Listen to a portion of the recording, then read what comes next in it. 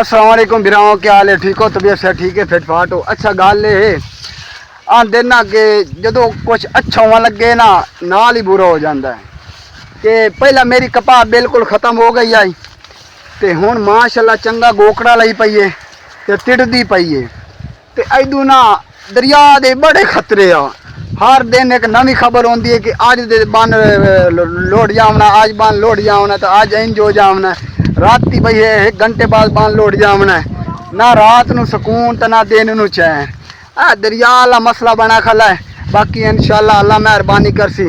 सिर्फ 1.5 ना फुट का ना बस इतना एक आसरा है कि 1.5 फुट पानी उत्ता चढ़ गया तो समझो फिर थोड़े बिरा का घर ही बोड़ गया। तो समझो कपाह शपात है जेड़ा मेरा इलाका है सारा बोड़ गया।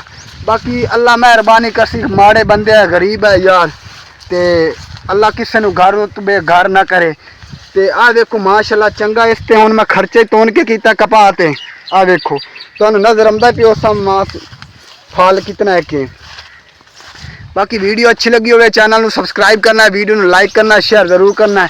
तो देखो शाम का टाइम है तो गाँव का माहौल चेक करो। आए आए आए आए केडा प्यार या फसला लगदियां पईयां। इधर चेक करो माशाअल्लाह, ठंडी ठंडी हवा तो उतू गाँव का ना माहौल। अरे चलिए मामू जी, है चलिए।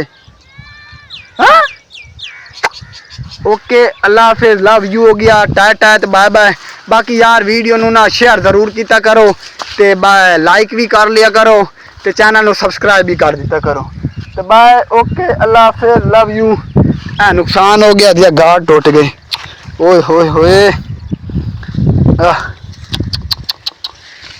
चलो अल्लाह नुकसान कोई ना कोई दिया ये नहीं टिकदी। बाकी बाय।